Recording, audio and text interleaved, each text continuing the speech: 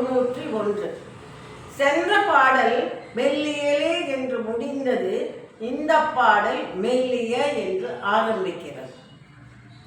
ஒளி வீசும் உடலையும் நுண்ணிய இடையும் கொண்ட அபிராமியை விரிசடையோன், அதாவது சடாமுடி தரித்த சிவபெருமானின் அருகில் அமர்ந்திருப்பவளே, உன்னை வேதங்கள் குறிப்பிட்டபடி சாக்த முறைப்படியான வழிபாடுகளை தவறாது நடத்துபவர்களுக்கு என்ன பலன் கிடைக்கும் தெரியுமா?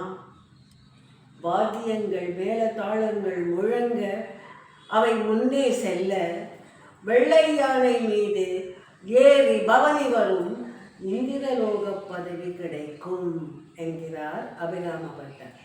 சாதாரணமாக சொல்லுவார்கள் 100 யாகங்கள் செய்து இந்திர பதவி அடைய வேண்டும் என்று.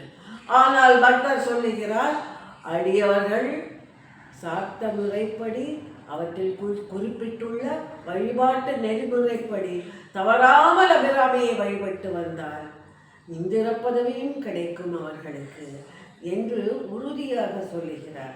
அபிராமியின் அருள் அத்தன்மைத்தது, எளியவர்களுக்கும் உயர்ந்த பதவியை கொடுப்பாள் என்கிறார் அபிராம பட்டர்.